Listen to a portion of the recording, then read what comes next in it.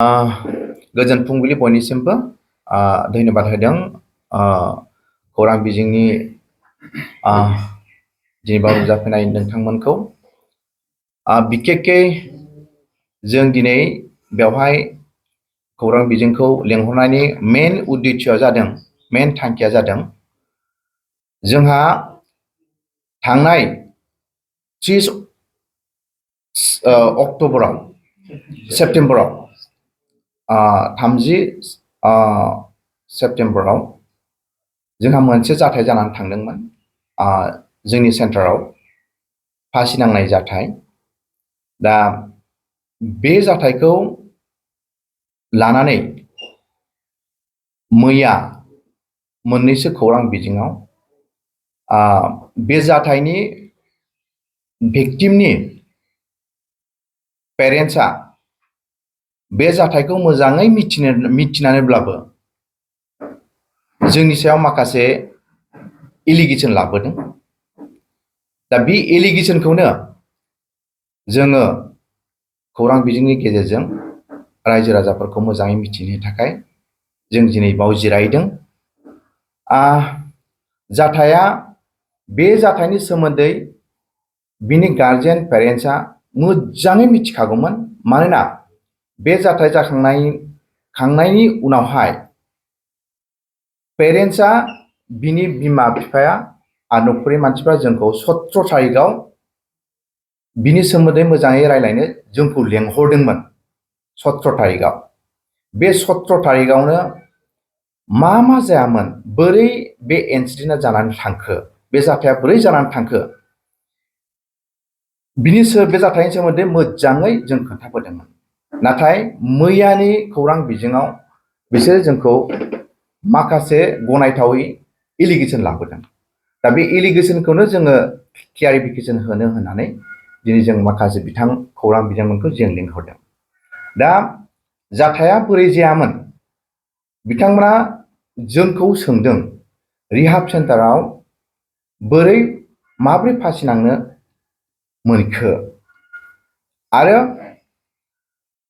फासि नांनाय समाव गार्जेन आरो पुलिसफोर गैयालासिनो बोरै बोख्लायखो आरो लोगोसे फासि नांनायनि स्पट्स लकेसनखौ मानो बेलेग बेलेग बुंदों आरो एलिगेसन होदों लास्टआव पस्टमर्टेम खालामनायाव मानो गार्जियान गैयालासिनो पस्टमर्टेम खालामखो बे मोनबा एलिगेसनखौ जोंनो होदों दा बे मोनबा एलिगेसननि सायाव आं क्लियारिफाइ होनोसै ओरैबायदि जादों घटनाया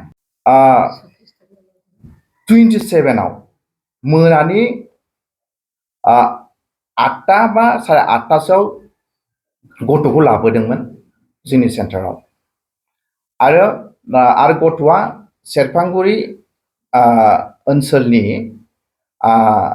आइटियाबारि पुलिस स्टेशननि सिङाव थानाय जाम्फैगुरि गामिनि रिपुल गयारि होननाय आरो पेरेन्ट्सनि बिफानि नामा सुरेन बरगयारि दा 27आव मोनायाव सफैबाय 28, 29 जोङो 27 खालिनो जोंनि मेडिसिनखौ 27आव हगारदो 28, 29आव जों मेडिसिन होनानै डिटक्स खालामबाय ओमफ्राय जाथाया जाबाय 30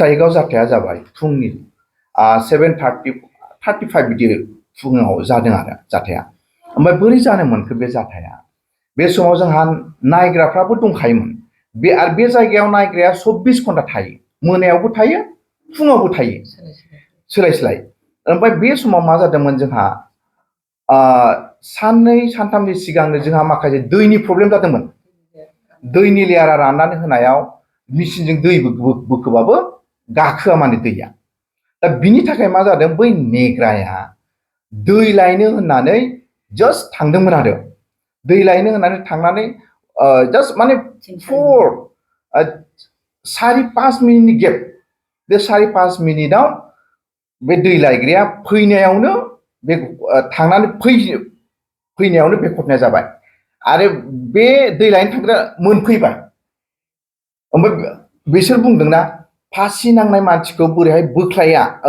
मानो पुलिस मा गार्जेन नङाबाथाय बोख्लायखो माने बे फासि नांनाय समाव थैयाखैमोन बियो थैयाखैमोन बाब्राबबाय थादोंमोन बे नेग्रा मानसियानो नेग्रा बेक्तियानो आरो सासे दंमोन रुमाव आरो बिसोर सानैजों आथिंजों बोखोनानै बाब्राबबाय थानाय समाव बोखोनानै बिसोर मा खालामदोंमोन माबा खालामनो नाजादोंमोन जिउआ थाङाखैमोन नालाय थांगोन होननानै बिसोरो बोख्लायदों ओमफ्राय बोख्लायनायाव सिरियास जानानै थाबाय थैयाखैमोन बे समाव ओमफ्राय हुस फार्म खालामदों ओमफ्राय बे समाव आरो आंखौ लेंहरबाय बिसोरो आमाय ओरैबायदि जाबाय होननानै स्टाफफ्राबो लेंहरबाय ओमफ्राय आंबो थांबाय थांनानै ओमफ्राय आंबो सहैनानै हुस फार्म खालामबाय ओमफ्राय हुस फार्म खालामनायाव बे समावबो माबाया दंखायोमोन हांआ एसे दंखायोमोन थैखायाखै सेन्सलेस आरो सिरियास ओमफ्राय लगे लगे जोङो बिनियाव एमआरएमआव लानानै थांबाय एमआरएमआवबो सहैनाय लोगो लोगो एमआरएमनि डाक्टारफ्राबो मेडिसिन होनानै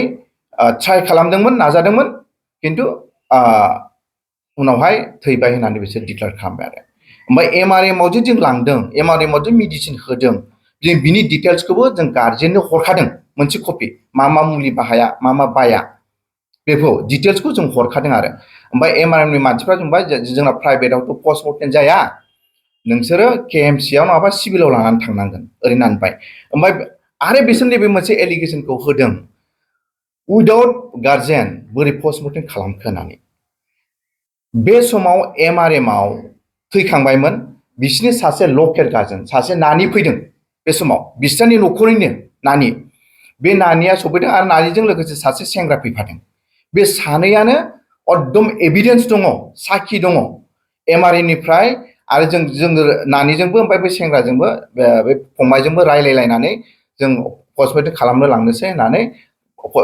केएमसिआव दै गथ'निफ्राय जों केएमसिआव लाबोबाय ओमफ्राय बिथांमोनाबो जों उन फैबाय ओमफ्राय केएमसिआवनो मा खालामनांगौ पस्टमर्टेमनि थाखाय मेडिसिन डाक्टरा साइन लादों बे नानिनिबो साइन लादों लकेल गार्जेन हिसाबै आंनिबो साइन लादों साइन लाखांनायनि उनावसो पस्टमर्टेमनि माखासे प्रसिडिउरखौ बिसोर खालामदों ओमफ्राय बे समावबो पस्टमर्टेम प्रसिडिउर खालामनायनि सिगां बे नानियानो आरो बे बिसिनि लकेल गार्जेन नानियानो आरो बै नानिजों फैफानाय सेंग्रायानो फट' खेबना लादों बे गथ'खौ फट' खेबफादों बे खेथ्रआव बिसोर बुंबाय माने जोंनि उइदाउट लकेल गार्जेन बोरै पस्टमर्टेमखौ खालामखो होननानै बुंदोंना खिन्थु गार्जेन दंखायोमोन बिसोरनि लकेल गार्जेन नानि सिस्टार सासे दंमोन आरो बिसोरनि सासे ब्रादार फंबाय दंमोन आरो बेबायदि जोंखौ मा बुंदों फासि नांनायनि लकेसनखौ मानो बेलेग बेलेग बुंदों होननानै बुंदों आं दाख्लैनो क्लियार बुंखादोंमोन बिसोरखौ 17 तारिखनि मिटिंआवनो जोंहा डिटक्स रुमाव मोननै बाथरुम दङ बे बाथरुम हाबनायनि दरजानि खाथिनि खोरखियाव गाखोनानै भेन्टिलेसनाव बिसना सादोरजों फासिखौ नांदों होननानै आं बुंखादोंमोन दाख्लैनो दा बिसोरो मा बुंदों ओमफ्राय खनसेबा दरजायाव नांदों होननानै बुंदों खनसेया खोरखियाव नांदों होननानै बुंदों खनसेया भेन्टिलेसनाव नांदों होननानै बुंदों सासे मानसिया मोनथाम जायगायाव बोरै नांखो होननानै बिसोर बुंदों आरो खिन्थु आं बुंनाया क्लियारै बुंखादोंमोन आं बिसोरखौहाय दरजानि खाथिनि खोरखियाव गाखोनानै भेन्टिलेसननि रडआव बिसना सिटखौ खानानै फासिखौ नांदों होननानै आं बुंखादोंमोन आरो बेबायदि आरो लोगोसे आरो बिसोर बुंदों मा होननानै रावबो मिथिया गार्जेन पुलिस प्रखाखन मिथिया होननानै जों केएमसिआव पस्टमर्टेम खालामबाय थानाय समावनो एडमिनिस्ट्रेटिभनिफ्राय मेजिस्ट्रेटबो फैनानै लकेसनखौ खेबनानै लांखादों लकेसनखौ फुल खेबनानै लादों आरो पुलिसबो फैदों पुलिसफ्राबो लकेसनखौ खेबनानै लांदों बिसोरो गासिबो डिटेल्स उइटनेसा दंखायो आरो ओमफ्राय बिसोरखौ दाख्लै मिटिङावबो बुंदोंमोन जों जुदि अयनायै जुदि जों बुथारमारदोंब्ला जों जुदि अयनायै बुथारनानै बेखौ फासि नांहोदोंब्ला पस्टमर्टेम रिपर्टआनो खोन्थागोन मा जानानै थैमारदों पस्टमर्टेमाव जों जुदि इनाय खालामदोंबा पस्टमर्टेम रिपर्टआनो जोंखौ खोन्थागोन जों बारग'नो हाखाया ओंखायनो जों बुंदों पस्ट रिपर्ट मिथ्रजों नोंसोर खार जोंबो लिगेलखौ जोङो रेसपेक्ट खालामो जोंबो न्यायखौ जोंबो रेसपेक्ट खालामो जों दिनैसिम जोङो आरो मोनसे आं खोथा बुंबावनोसै बिसोरो हिडन हिस्ट्रिखौ बिसोरो मोननै हिडन हिस्ट्रि बिसोर जोंनो खोन्थायाखै। बे बयबो फेमिलियानो बे हिस्ट्रिखौ खोन्थालाङो दोनफैबा। मोनसेया जाबाय बे न'आवनो फासि नांफ्रामखानाय आरो लोगोसे बेहा गोसो थोनायनि मोजां मोनलायनायनि प्रब्लेम जादोंमोन। ओरैबायदि प्रब्लेम जादोंमोन मोजां मोनलायनायनि, गावबो खोन्थाना लादों बाव सेन्टाराव। आंहा सिख्ला मोजां मोननाय दंमोनलै, न'आव लाबोदोंमोन, थोनहरबायसो नामा, लांफिनबायसो नामा, ओरै होननानै गावनो बुंबाय थादों।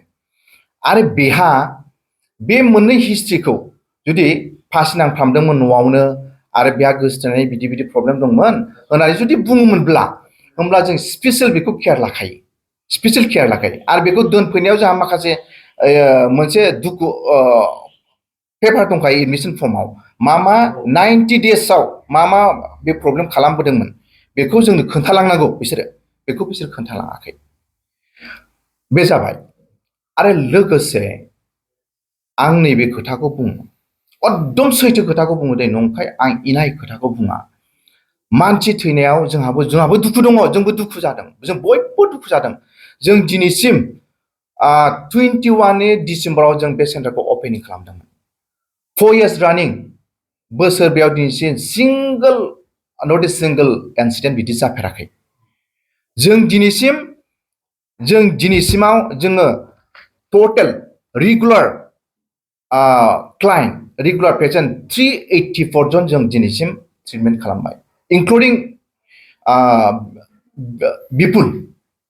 इंक्लुडिं दाख्लैनि भिक्टिम, आरो लोगोसे 297 रिलेप्स पेसेन्ट। रिलेप्स मिन्स बेबायदिनो मोजां जानानै थाङो आरो फैफिननाय, सासेयानो खनथाम खनब्रै फैनाय दङ, सासेयानो खनथाम खनब्रै बिदिनो ट्रिटमेन्ट लाफैनाय दङ। दा जों गासैबो जों जुदि इनाय मावदोंमोनब्ला, इमान 384 जननि गार्जेन आरो 297 नि गार्जेन दिनैसिम जोंखौ सिंगल कमप्लेन दिनैसिम जों मोनफेराखै। आरो रावबो बुंनो हाया बे गथ'फ्रा, जोंनि अथरिटिया, जोंनि दैदेनग्राफ्रा जों बिसोरखौ फिजिकेलि एबिउस खालामो, बुयो, पानिशमेन्ट खालामनानै होनानै जों अर्डार होयो, रावबो बुंनो हाया। जोङो गासैबो गथ'फोरजों, आंखौ बयबो गथ'फ्रानो गावनि बिमाय असे बायदि आमाय आमाय आमाय होनानैसो बुंजोबो गासिबो, आयं आयं आयं होनानैसो लेंजोबो गासिबो जोंखौ, बयबो एज ए होम फिलिंस। ओमफ्राय आरो मोनसे खोथा बुंबावनोसै आं, जेब्ला इनाय जुदि खालामदोंमोनब्ला बै समावनो बिसोर मिथिहैसिगौमोन। मानोना जोंनि सेन्टारावनो बिसोरनि बिनि असे खाजिनानो जोंनि सेन्टार इनचार्जमोन, जोंनि असे खाजिना। बे खाजिनानो जोंनाव बोसोरनै मास मोनसे ना मोननै जोंनाव थालांदों। बे घटना जानायनि सानबा ना सानब्रै जों बेखौ माने गोबाव जानायखाय जों बाहेरायाव प्रेक्टिस खालामनांगौ एसे होननानै, फुजा जाथावथाव नों न'आव थांथ'दो होननानै जों थोनहरदोंमोन। जोङो बिसोरनि खाजिनखौ असे खाजिन बिसोरबो मिथिखायो। बेनि A to Z मिथियो बे फंबायानो, जों माब्रै सोलियो, जों माब्रै लाखियो, मानोना गावनो एज ए सेन्टार इनचार्ज गावबो लिड खालामदोंमोन। होमबा नायदो, जों इमान दिनैसिम ओरैबायदि जों सिबां हायो एस ए चेरिटि बेसिसावबो जों ट्रिटमेन्ट खालामदों।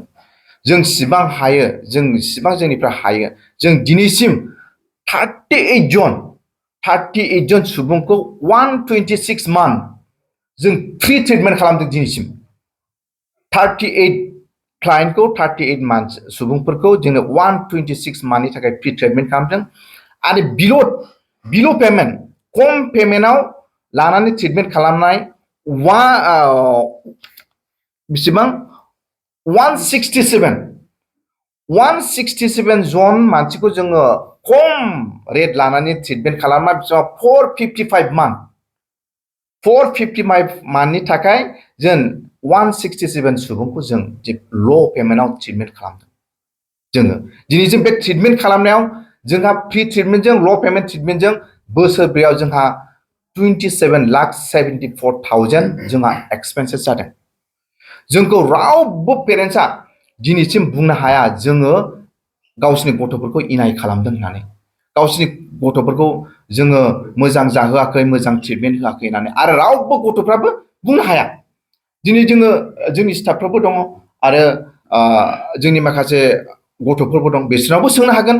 दा 384 जनाव दा कारेन्ट रानिं जोंहा पेसेन्ट दङ दा 59 जन।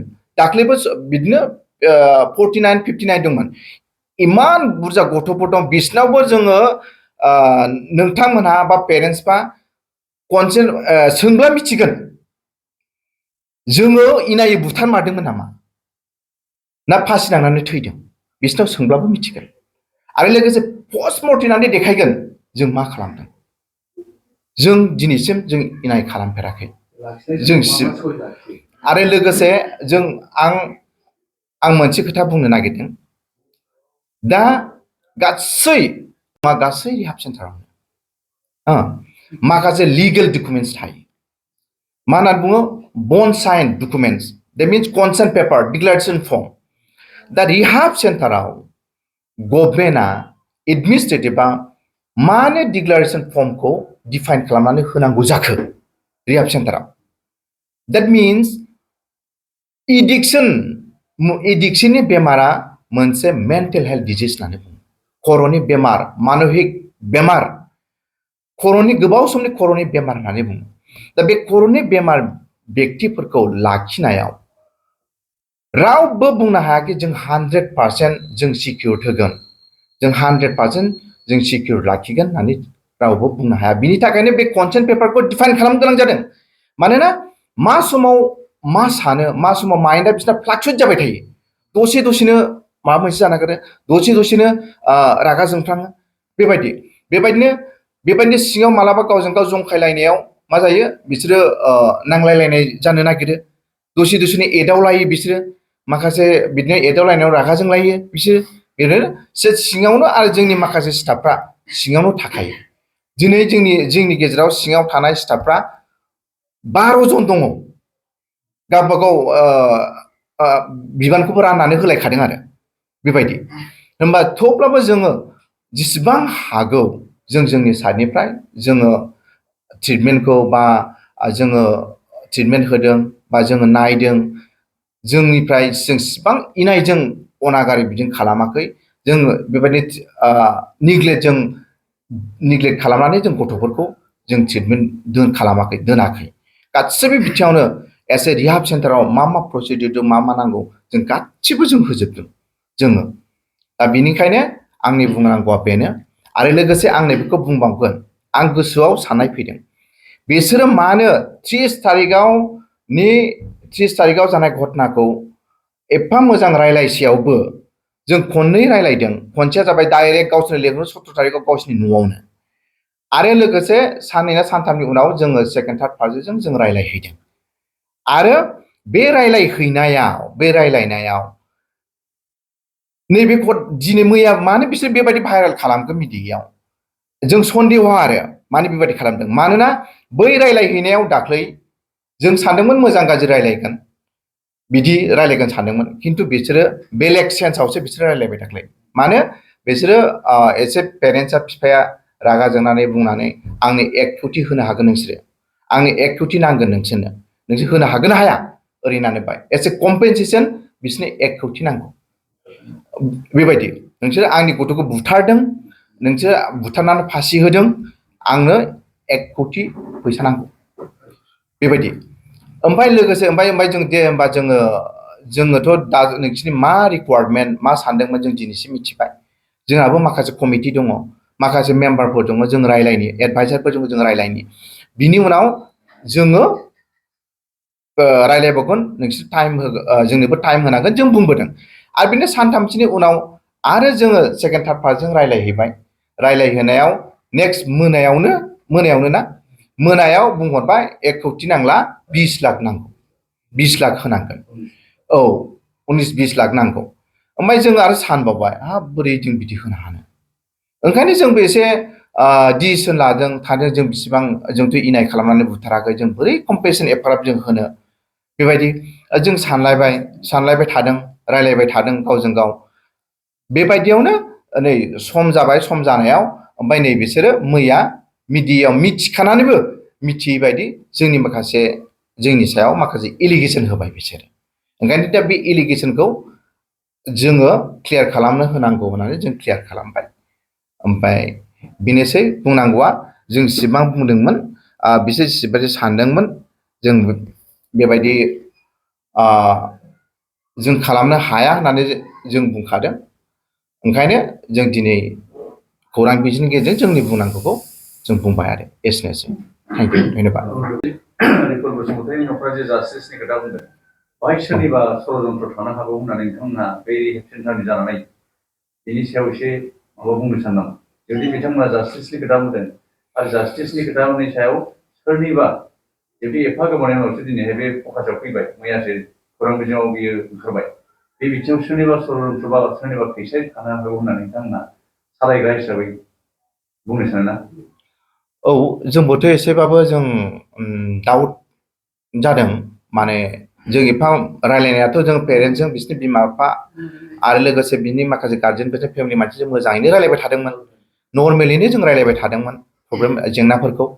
दा अकस्मात आरो जों बिसोरखौबो बुंखादों, नोंसोरो पस्टमर्टेम दंखायो, लिगेल थांबा लिगेलजों थांनो हागोन, जों लिगेलखौ एक्सेप्ट खालामगोन।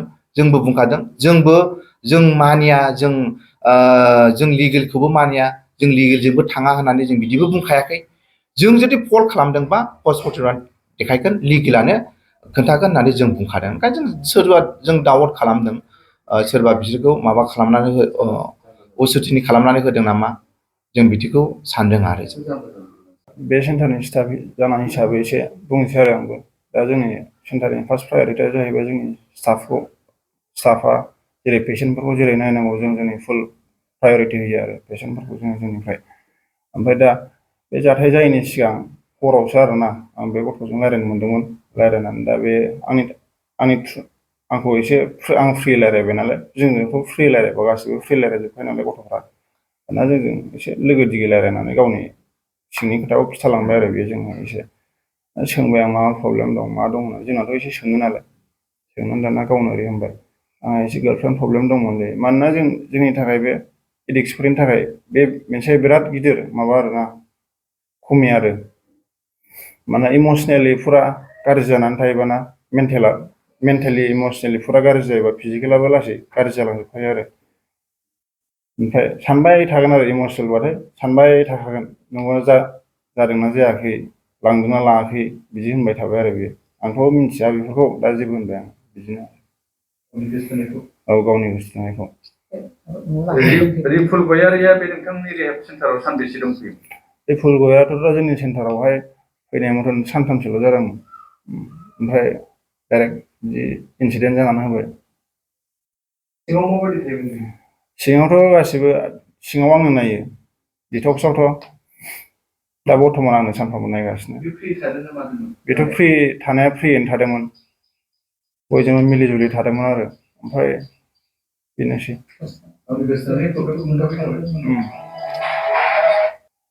जाथाय जानाय समावहाय जोंना सासे दंमोन, जोंहानि माबा दङ, मा होनोमोनलाय, पेसेन्ट दंमोन सासे।